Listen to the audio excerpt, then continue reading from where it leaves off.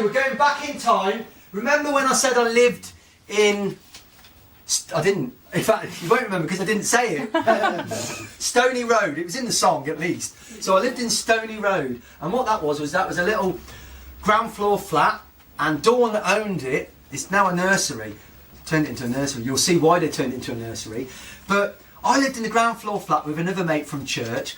And great, because every Friday Dawn had a cleaner come and clean the flat for us. I know, like having a mum. So of course I'm going to respect the flat. It was before that bloke punched me in the stomach, by the way. So I'm going to look at April the 16th, 1989.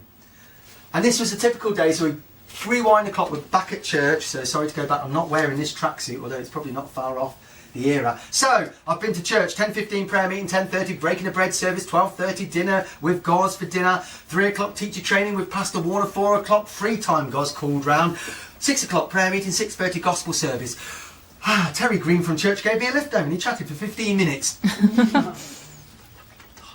But this is the juicy bit. So I was just relaxing, reading, when there was a knock at the door. I thought it was Sandra. But when I looked out, it was Paul Vickers. See Tuesday. We haven't got time to see Tuesday. He's been on the glue. And he's just popped in to have a bath. But we didn't have any hot water. He was going to be sleeping in the graveyard tonight. So I said he could have my bed, even though we've not got any extra bedclothes. So tonight, I got the settee with my coat as cover. After giving him coffee, he went out to use the phone. So he said. After 10 minutes, Dawn, from upstairs, came down, shocked, asking who the strange lad was outside. Her partner had seen him staggering and thought he was drunk. So I explained to Dawn.